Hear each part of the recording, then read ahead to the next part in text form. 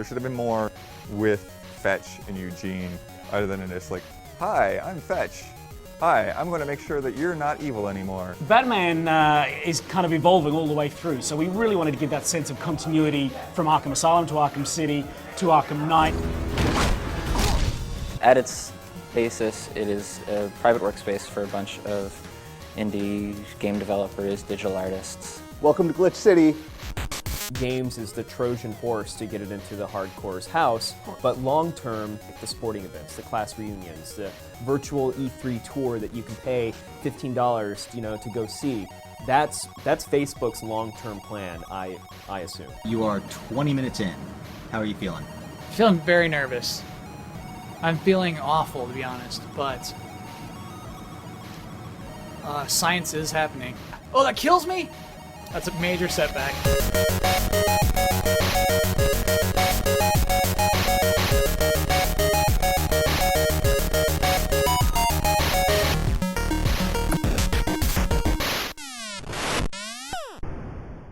I have played the game 3 times all the way through and multiple partial times. Platinum trophy. Platinum trophy, the Mr. thing, Loader. because, I don't know, I got through it and I'm like, I can do this. Yeah. And that's basically how that went. And then even after I platinumed it, I used the power that you don't have yet. Okay. Which is? Which is concrete. Concrete, I figured. Which Yeah. is the goal of the game. Yeah. Is, Yeah. It's to exactly. get concrete. Yeah. I think you figured that out pretty quickly. Yeah. So basically, one of the things that you can do is this lift, this triple lift, and it gives you enough height and it drops slowly enough to where you can basically go to places you're not supposed to go whatsoever. Cool. So you can go back across the bridge to the starting area, where you saw the trails of neon and everything, and then you can like jump up above those areas and like float over the side of the map. So craziness like that. You can go back up to the Space Needle where you're not supposed to be at all. So yeah, Blood's been breaking yeah. the game because they didn't play test concrete enough. That's the one biggest disappointment for me, was not being able to have multiple powers at the same time. That just really let me down. I thought the D-pad was going to be like, all right, switch to neon, switch to smoke and whatnot. I was really looking forward to just the possibilities of like smoke an event, switch to neon, run down the side of the building, and just like comboing the powers. And it's like, all right, one at a time. Like when you're on evil and you use the charge shot, the Cinder Blast, Yeah. like you just annihilate a dude. You were using evil, yeah. Yeah. You just like blast and then he's just ash. He's Yeah. gone. That's why it's fun to be absolutely evil. Yeah, Yeah, it's I way can't more wait fun. to play evil, definitely. So you're gonna do 2 playthroughs? Yeah. Okay, cool. But I there's- think this no, I but think there's it totally- demands 2 playthroughs. Yeah. There's totally stuff though that I missed, especially, Smoke was, I think, better on evil, but I feel like Neon and Video were both better on good. Nope. You didn't even play good. Yeah, but I can tell you I can get headshots as a sniper with an evil, and I demolish a dude. What do they call it? What is the word they use? Obliterate? Yeah. Yeah. You're gonna be with Neon, right? I can stand on top of a building and obliterate people from afar. Yeah, I'll do Neon Yeah, all but I day. could do the same thing with Smoke as a good guy, because he has instant headshots will subdue. Yeah, they just fall over. They don't burn alive. Playing good, you really gotta. But one of the Play it things safe. Yeah. One of the things I like with Video is if you're on the good side, there's an upgrade that allows you to hover and shoot. So you just hold the aim and you'll just hover in place and you can shoot guys down on the ground. That's good. And totally own them. Yeah. Yeah, I want to talk about the video It's acquisition. totally weird. Okay, Acquiring that power. the boss fight is was very polarizing. Wild. Is that what you're Did you referring like to the as boss a fight? Yeah, I loved it. Whoa. Yeah, I absolutely loved it. When you transported into the demonic realm with some like gargoyle boss, I was blown away. I didn't see that coming at all. I thought it was really cool. Yeah, a lot of people, I guess, a lot of people just have a hard time really using your mobility because it's key in that fight. Yeah. It's like, Yeah. Get behind walls, dash out of the way when he shoots at you, use your strong attacks on him, Yeah. and then like The blast launch up. pads were Yeah. crucial. And then the other thing people miss is like you need to shoot the angels when they break apart. Yeah. I thought it was so cool. It was so different than the main. It's such a crazy than the boss main fight. Game. It also yeah. has really different music. It's got like this Yeah. epic freaking choral There's thing the going on. lava everywhere. Yep, what I thought. It's lava. I don't feel like the story has as much impact as the past Infamous games. I agree. Oh, I like think the the character, beginning was great. oddly enough, the characters are way better, yeah. but it doesn't have the impact. Like when I got Yeah. finished with the first Infamous game, it was like, whoa, this just blew my mind. Yeah, yeah. And then the same thing with the second game. I'm just Yeah. like, how are they going to continue this series? Like they just destroyed everything. Yeah. Um, We were talking about it, just the beginning. I had played the first night and came back and I was like, oh man, I played a couple hours and it's amazing. Like the story's so good. Yeah. And Kyle warned me, he's like, the story never reaches those heights again. Like, right. Yeah, it kind of peaks in its first 10 minutes, Yeah. the story. yeah. I feel like Infamous, the very beginning, Yeah, they just you push you all choose, over it, yeah. you choose like turn yourself in or sacrifice yourself, and from that point on, you're pretty much locked on good or evil. Yeah, but that's because of the powers and you know, I mean they did actually, you know, I guess when they did the original Infamous, they actually did play test having a gray area and like nobody did it. They need to make it work somehow. Yeah, I'm not really concerned about that so much as just having more interesting story content. Paper Trail has been great. Yeah. And I really want to you see more of Paper Trail. He couldn't have yet, I don't think. Yeah. Yeah, the service wasn't live when he played it because he played it before launch. But yeah, there's kind of like the whole detective aspect of like jumping in there and looking at these files and like, okay, I've got to figure out this puzzle with what limited information I have. And you know, and you can get clues from other people, but even like finding out stuff from other people, like some of the data is randomized. Cool. So you can't just like put It's in on an your answer. personal adventure. Yeah, that's cool. That's So really, really cool. You can kind of work out with somebody else how to arrive at the answer, but you can't just like punch in their answer. Yeah. You know, some people you can. I don't know how many variations there are. Right. But yeah, so that's been interesting. And then you know, just that other character in the mix and what's going on. It seems like it's going to be a cool thing over the next 6 weeks. Yeah. But that stuff should have been. There should have been more in the game for that. There should have been more with Fetch and Eugene, other than just like, hi, I'm Fetch. Hi, I'm going to make sure that you're not evil anymore. Yeah. Okay, see you at the end of the game. Yeah, that's ultimately what it came down to. Was like, again, I'm so OCD. I have to do all the side quests and collectibles. So it's like I did a couple quests at the top half and then cleared out the map, which took like 3 or 4 hours, and then did, a couple more main quests, got to the bottom, rinse and repeat. And it's like, it just feels like there's like 10 or 12 main missions amidst like hours and hours of destroy the cameras, destroy the command centers. I mean, that's the thing. It's like it's a step forward, but then a step back. Like I think having the more powers, having all of those powers being really fleshed out, except for concrete, which is still pretty fun. I mean, like when you just slam the ground, you'll love it because it's just like this earthquake when you start hitting the ground. And it's always cool watching. But you those just don't guys have manage. as many powers to work with as you do with the others. Yeah. But yeah, having those different things, having them all feel like they have a different momentum and you can adapt different strategies, and just your movement around the world being so much easier and more fluid. All of that gameplay there being great. All of the advancements that they've made in terms of characterization and graphics been amazing. But yeah, like it doesn't feel like the open world has any benefit. Like it's a linear game in an open world. Yeah. Without Kinda like any Mafia. I thought without Mafia any when I was branching playing it. paths. Yeah. I think we spent the majority of this conversation talking about things we don't like. We all like this game. Right. Blood platinumed it. Yeah. I love enjoying it. the Yeah, heck it's, out of it. exactly. And it's weird, and it's that it's probably the prettiest game I've played. Yeah. It's so gorgeous. Love how gorgeous this game is. And The, it's like, the draw distance from the top of the tower is just ridiculous. When I Yeah. got to Chinatown, it was like my Anne Orlando of Infamous. I was just like, whoa. yeah. Having a thing in a city to like go to is really fun.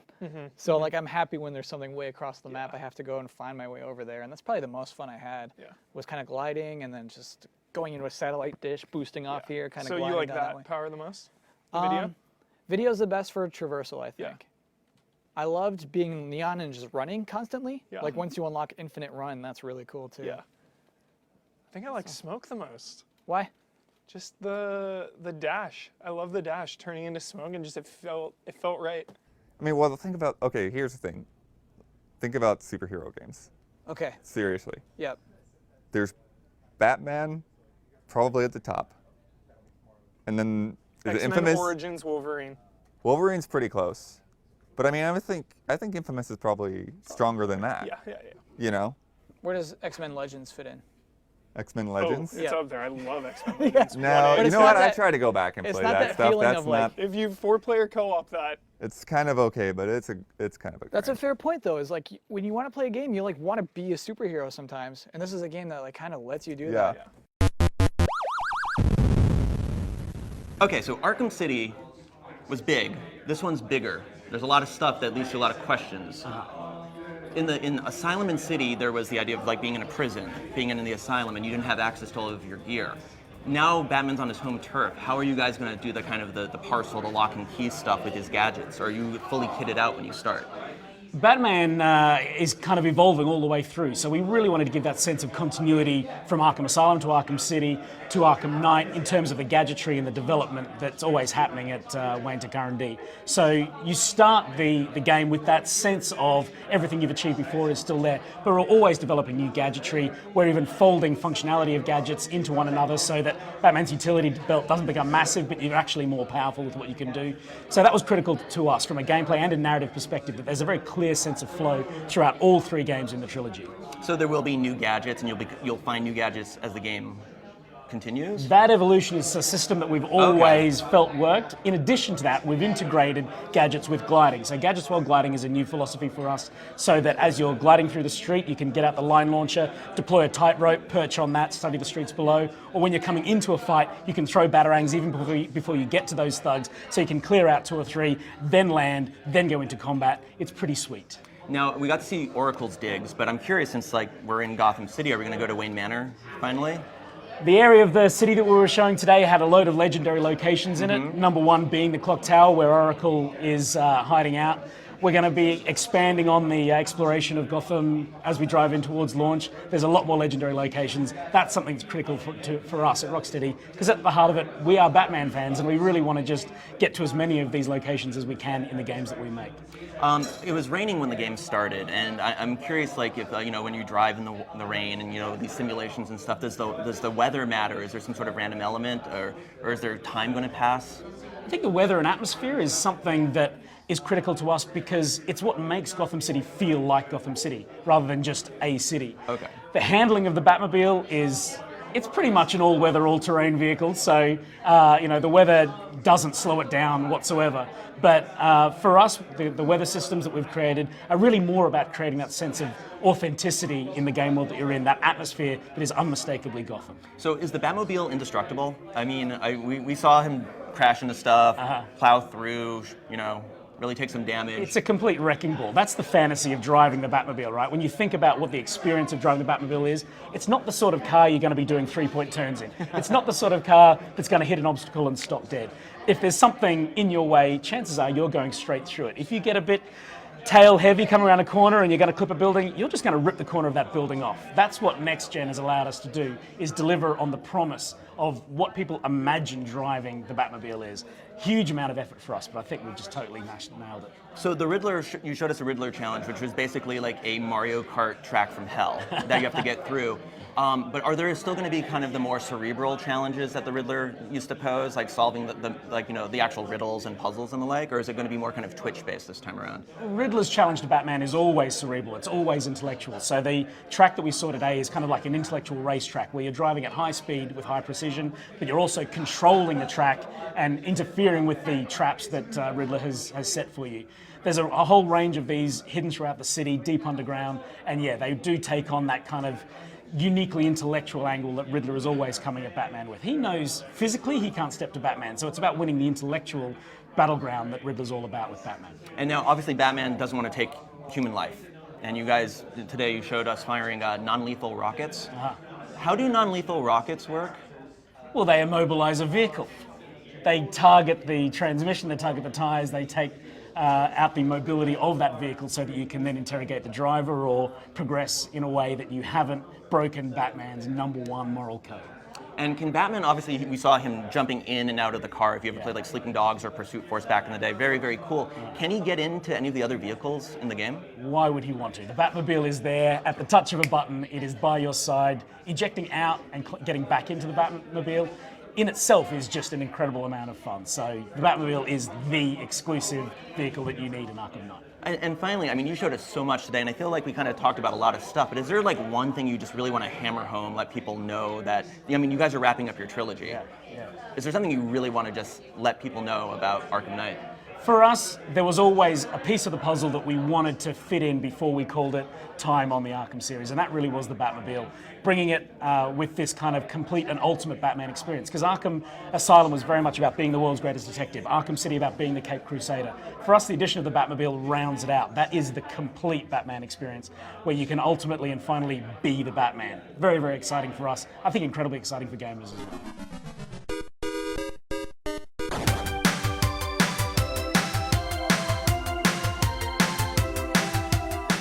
Welcome to Glitch City. Welcome to Glitch City. Welcome to Glitch City. Welcome to Glitch City. Welcome to Glitch City.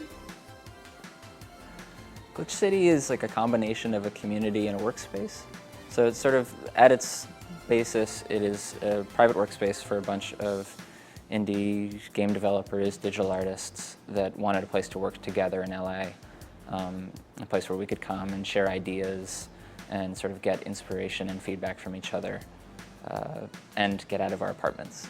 Perfect Stride is a first-person skateboarding game for PC and Mac where you skate around a digital GeoCities-inspired landscape.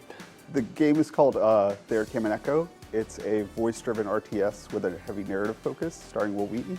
Hyperlight Drifter is a 2D action RPG created in the spirit of the best SNES classics, but with modern design sensibilities. And you explore this vast ruined world as a drifter, just trying to stay alive.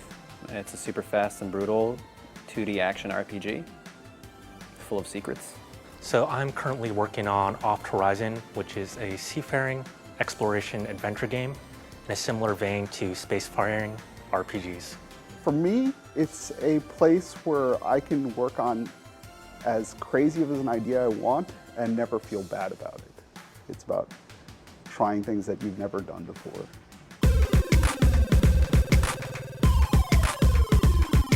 Basically, there's a bunch of independent developers around LA who didn't really have a place to work at outside of their homes. And so me and two other developers started this thing called Strawberry Jam, which used to work in cafes. And that was really fun, but it's super hard to find a coffee shop that accommodates, 10 people at a time. And there's also another group, Casey and Alex, who were working in their garage. My roommate Casey and I had been holding art nights at our garage space for a while, and Ben Esposito was there, and he had talked about other people that he knew that wanted to share a space possibly. So it came to be from a variety of conversations over a few months or even a year. So we started talking about, hey, it would be really cool to have a space that we could all go to and kind of work from there, because we were all sick of working in our bedrooms. So that's kind of where this idea came about. And then one day we decided, let's pull the trigger, let's find the people and get the money and rent a space. And that's kind of how we ended up here. Alex Preston and Casey Hunt sort of pounded the pavement and found us a place we could lease that used to be a laser zone, and we turned it into Glitch City. For thousands of years, artists have been kind of collectively getting together in large cities, and they bounce ideas off each other. They're able to feed off each other, and LA really didn't have that at the time, and so for our kind of work. And so we really needed a kind of space where we can get that creative energy from each other. The space is a really cool balance of the ability to get things done, and also encouraging us to step away from our computers, step away from whatever we're working on, and vent or ask for feedback or ask for ideas. Without that, you can get really stuck just kind of rat holing on your own problems, or just generally being alone and not talking to humans. So just it's cliche, but the people here are what makes it worth coming in. Community is important. I think that a lot of people are sick of working by themselves. You get lonely, you get uninspired, you get distracted very easily, but I think just that vibe of being around other creative types, other industrious types, probably makes you feel bad if you're being lazy about things, and forces you to be better than you would be on your own, possibly. At least in my case. Glitch City is really important for the local community, I think, and also for the wider indie game community, because it allows visiting developers to come and kind of meet us and get an idea about what we're doing and get ideas for what they can do to boost their community. So that's like super useful for the wider community, but for just us, we get to interact with people on board game nights, and we get to show our games off here and have parties, and we also get to have work done during the week, so it's kind of all those great things. On a smaller scale, especially for Los Angeles, it's not very tech-centric, and to get people together is very hard. In a larger scale, it's, especially for game development, hopefully this will set a precedence in creating communities around the world. I know there has been other game communities of this sort, but right now I feel like we're definitely in the forefront of that, which is, it's kind of neat. And hopefully more people will feel this is an option or a viable way to create games and just generally work together. I love everybody here. It's really hard to make games, and it's really hard to make your own games because it's it's really personal. And when you are doing well, it feels that much better. And when you feel like you're failing, it hurts that much more. So like having a space, both a space to keep you honest and keep you working hard and give you perspective, and a group of people to support you and try to help you along the way. Like it's really hard to do it without that, without some sort of community. And so we're really lucky to have a space where we have that community in Meet Space with us every day, just like looking over our shoulders and giving us pats on the back.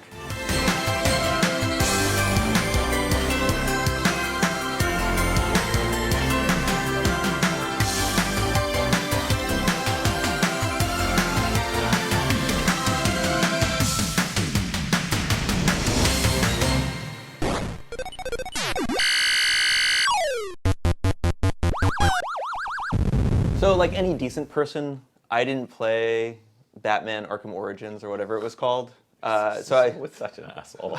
You really are. It looks like I need to teach you some respect. My question is, okay, so obviously we have the Batmobile like cruising down the street. How big are these streets? They're wide enough to, I mean, it felt like a chase. It did not feel like it was just one little section of the city. No. I mean, it looks like the city was, redesigned to some degree to allow you to drive this Batmobile and feel empowered and feel like you have control and the ability to maneuver. And there's a bunch of cool shortcuts, like through like the subway, like underground. But could you still, if you wanted to, just traverse it like, rooftop to rooftop? I think you will a lot. Yeah, I mean, they showed that. Like, they actually were like, do you guys want to do Batmobile or do you want to do kind of old school Batman? I want to do old school Batman. Yeah, that's totally there. And they have the new, you can use gadgets while gliding now. I think that was their big alliteration. Like the batarangs. Mm-hmm. Some of the environment is actually destructible. So even if you're like going through a parking lot, you're coming up on a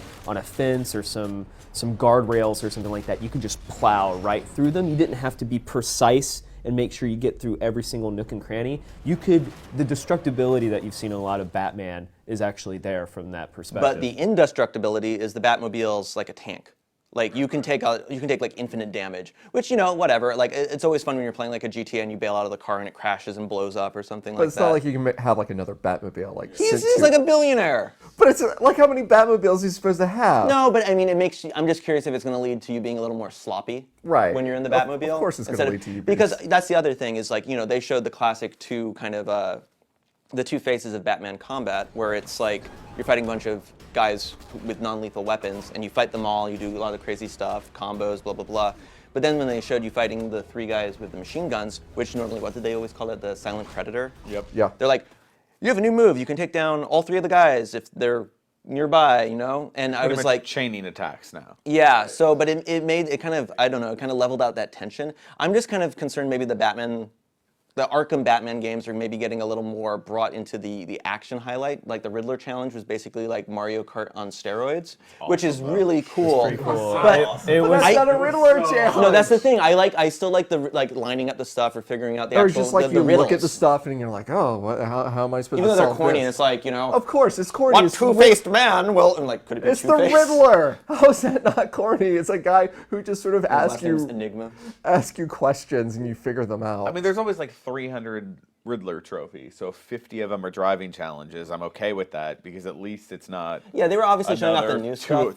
50 random puzzles. Yeah. And I don't want to sound like I'm dogging on the game. I thought it looked really good. It's just I liked, you know, we went on the record. I like Asylum more than City. I'm part of that. And this seems to crew, too. definitely have more of the kind of the city vibe. The new character, the Arkham Knight, seemed pretty interesting. Obviously, we saw about 12 seconds. Do we think it's actually a new character? They keep Is it saying it, but Azrael? I thought it was either going to be Azrael or Hush, No, but I think it looks is. like it's I a new think it is. character. They made a I mean, they're huge even point. spinning it as Rocksteady has worked with. But they've gone in and they've sort of like twisted characters around before. But these are Yes, also it's their own comic, continuity. These are comic books. Right. Like you could change anything. It's their own continuity. Okay. But did anything really stand out to you? I mean, it seemed like Batmobile was. Yeah, and it looked really good. There was definitely a little bit of stuttering on the stuff we saw, Yeah. but I think I they mean, said it but was that's pre-alpha forgivable. and Yeah, totally exactly. forgivable at this point. The water just running down, like everything looked really good. Yeah, it's very wet. And they did some great. There was always a seamless transition from gameplay into a cutscene. Yep. Or a scripted moment where Oh, yeah. where Batman is talking to Gordon, or the talking to Oracle and Going like, into an going interior. into there was always a seamless transition, and I noticed that as being very, very polished and good. And it obviously has the extreme attention to detail with with their own liberties that they're taking with their own continuity. But there was like some Gotham mainstays that we walked by or drove by, and going into the Oracle Tower was interesting. I thought the little thing between Gordon and like my daughter Barbara's out of the city, and it's like, oh no, she's not. I thought a little corny. Thank but goodness whatever. Oracle's It's a still comic book. here helping us out. Yeah. I think people are going to really like it, and hopefully the extended interview in this very episode will clue people in. I guess the other big thing out of GDC, there's still embargoed stuff by the way, but the other big stuff out of GDC was all the VR, and then Which we kind of talked about. yeah, right? but now I mean I Now guess it's we got to much just bigger. bring it up one more time. Is Oculus is now owned by Facebook. Yep. Right. $2 billion. $2 billion. Some of it's 400 million in cash, and then the rest is stock. Oh. So It's smart. I think there was a lot of reaction yesterday, and I know I'm the one that said multiple times I'm not really sold on the whole VR thing. Mm-hmm. One of the reasons I wasn't really sold on the whole VR thing is if you don't have the power behind it to really launch it the right way, it's not going to work, right? Right. Like Oculus is a cool piece of tech. I still think it needs more games and more experiences than just kind of ports of other games, but they were going to have a problem going into retail. Like, you have to show that off to someone. Right. And now having this money from Facebook and the power of Facebook and the trust, and I know a lot of people are laughing right now when I say that, but I'm not talking about us. I'm talking about your average consumer, your parents, your Hello, consumer. your average person that's going to go out and buy this stuff. They like Facebook. Right. It's not a bad, evil company that I know a lot of people feel like it is. And I get that people like their privacy, and we know that Facebook is probably going to use this to serve ads and sell microtransactions and games and make them a lot of money, but they're a business, and businesses do what businesses do. And I think, games is the Trojan horse to get it into the hardcore's house, but long term, it is about those innovative experiences that they want to try to do, and that's like the sporting events, the class reunions, the virtual E3 tour that you can pay $15, to go see. That's Facebook's long-term plan, I assume. I just remember. Does anyone remember VRML? Virtual reality markup language. It was like late 90s, mid 90s, and it was really early, but the whole idea that everyone was going to have an avatar. Right. And all the chat rooms would be, and you're like, low fidelity polys. Right. It's just funny because there is I know I'm sounding a little negative here. I'm not saying it's not going to take off, but I'm always curious if how I know people hate lumping 3D TVs with VR, but things go in cycles and stuff like that. And it's always going to be curious if people are always going to prefer text, or it's like how FaceTime's available, but a lot of people still would rather just talk than stare at someone's face. Yeah, or just text. I'm just still curious if this stuff's going to actually like take off. Well, I said last week, it was like when they did Project Morpheus, when that was revealed officially, VR is still a very hard sell. Like, it is still a very hard sell, but when you pair something as accessible and with as much notoriety as Facebook with it, it becomes easier. Yep. So, but even if they don't, even if they don't pair Facebook with it at all, and Facebook just is investing in another company, right. I mean, we know they will, right? But we don't know how big of an integration. Right. Like, they may just see this as a cool future product that's going to make them a shit ton of money, so why not invest in it? So you can barely make a Little Big Planet level on a whim. Oh, you absolutely can. I mean, you sort of a good can. one. Bloodworth, give me an hour. I will make a decent level. Okay. And we'll have an impartial judge play the level. We won't tell that person who made it. And if that person gives that level a score of 6 or above, I have created a Little Big Planet level on a whim. Okay. Deal? Do you like those terms? Okay, but you can't sit around and brainstorm what you're going to do before you do it. Okay, here's what we can do. You can give me a word, and I have to base the level off of that word. Whoa. The game design challenge is about to begin. Many delays, let's be honest, but I think I'm finally ready to start building on a whim. The word that I have to build a level based off of is science. Okay, I guess the level will be about, what do I think of when I think of the word science? You want to figure out how something works. I think about experimentation. I think about discovery. A level based off the word science is really hard. So there we go. We're walking around.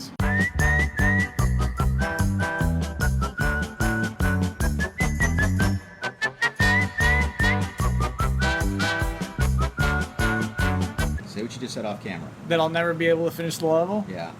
Why? It looks real bad for me to be able to finish, because it does take a lot of patience. Oh my god. Don't even... I want to destroy you. Go away. There we go. Okay. I still got this. Don't worry about me. I got this. Oh my gosh. Alright, so let's say we're running around here. We're the player. Time to do science right now. So... honestly, the first thing I like to do in a level is go up a ramp.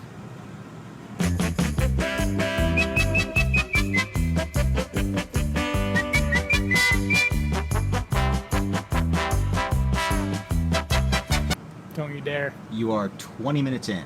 How are you feeling? Feeling very nervous. I'm feeling awful, to be honest, but science is happening.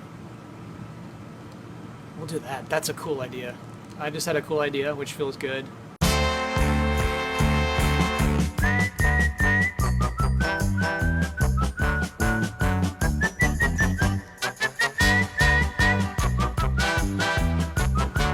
So currently the goal is to make the rocket that will take us to the end of the level work, which is killing me to figure out how to do it. Do you know what time it is? No, what time is it? It's 7:48, so you're halfway there. Halfway there. 30 minutes. Okay. All right.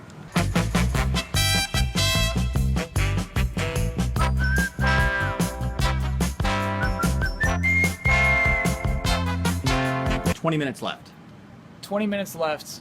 I'm just now figuring out basically the layout of the level. There we go. I got a roof. Yeah. Oh, that kills me. That's a major setback. Why does that kill poor little sack boy? All right. So it just turns out the end of the level, the grand finale, kills your character. So that sucks. What? Why are you doing this? No, it destroyed the rocket. Okay. All right. Look, everything is super simple in Little Big Planet. It's really easy to use. Don't tell Blood how much trouble I'm in.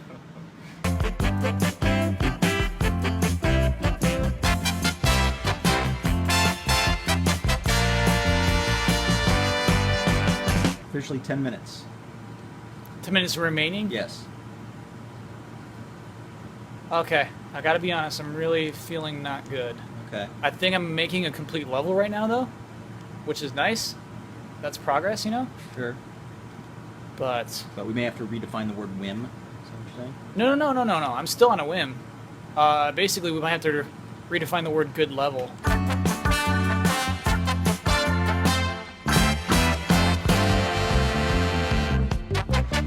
30 seconds. Okay, last 30 seconds. Here we go. I'm just gonna do one tiny change to this.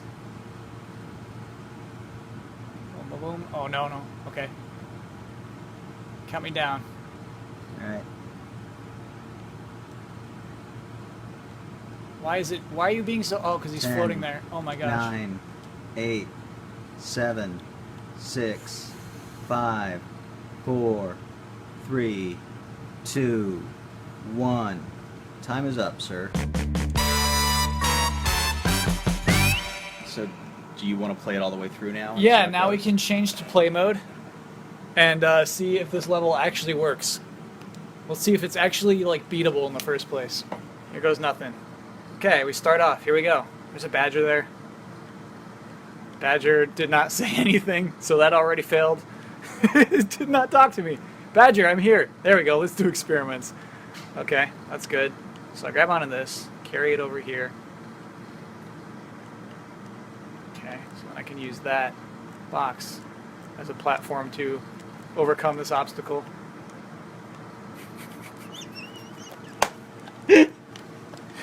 No problem. This is no problem. Oh my gosh, come on, little guy. There we go. And then, oh no, come on! Uh-oh. Maybe I should have used a more durable material there.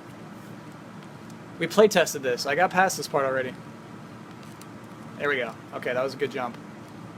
The reviewers are not going to be kind to that part. It's okay, I'm doing some platforming.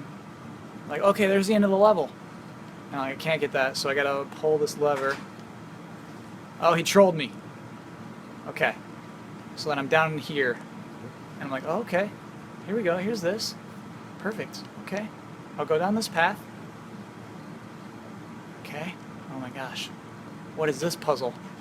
Maybe I have to grab this and push it there. Okay, so I did that. And I'll drop down here. Tunnel. Okay, I'll just follow this. Stairs, no problem. Okay, a long passageway. This thing. Clearly a rocket. I'll just grab it. Oh! Oh! Yeah! That worked, actually. And then we do this. End of the level. 0 points. It worked! I made a level! Nice. Blood, do you want to play it? You want to play my level? Maybe I'll do it after. Okay. The official reviews. That's a fair answer. It was actually very hard to find an impartial judge who was willing to play Little Big Planet. Ian was somehow willing to. So what is going to happen is Ian is going to play the level and we'll rate it upon completion on a scale of 1 to 10. Okay. How do you play this game? Alright. Okay. It's a badger. Let's do experiments. Close. Sounds we're missing out on. I think no. Uh-huh. Can I push things? Oh yeah, I have to grab this sponge, right? Oh, no. I'm allowed to tell you R1 is grab. Okay. Oh god. Oh god. Okay, alright. Oh, I just ran right through that. What's going on? Oh, no. I don't like the Z-axis on this game at all. Alright, let me see. Z-axis. Z-axis. Oh my god. Okay, alright. Oh my god. Okay, what's this happening? is so frustrating. Okay, right here. This is just basic skills. Well, eat there you go. shit. But that was Alright.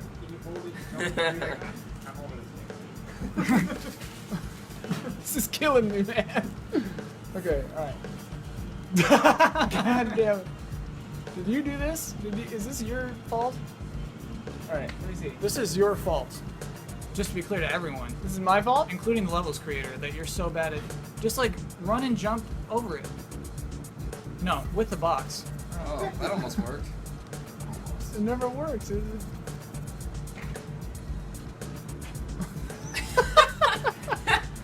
I can't get over this damn thing. Oh god, this is embarrassing. Okay. You played this before, right? A little. What did you say? That looks promising. Yeah. Alright, here we You're go. on Here to we go. something. Yeah! What level are you in Dark Souls? 98? Uh-oh. Oh, it's just black floor, okay. Up! Whoa. Okay, alright. Okay. Alright. Oh, okay. That makes sense. Ice. Good, good. Oh, okay. What is this madness? Oh, Lord. It's like a Saturday night. Okay. Alright. Barbed wire.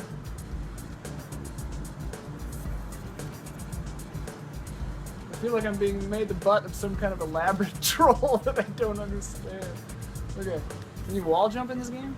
You cannot wall jump. Oh! Rockets. Whoa. Rockets. Yeah, I think he gets 10.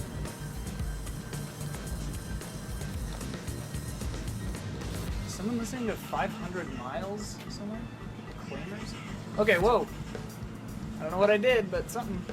Alright. Okay. Oh, Lord. Oh, you're back at the beginning?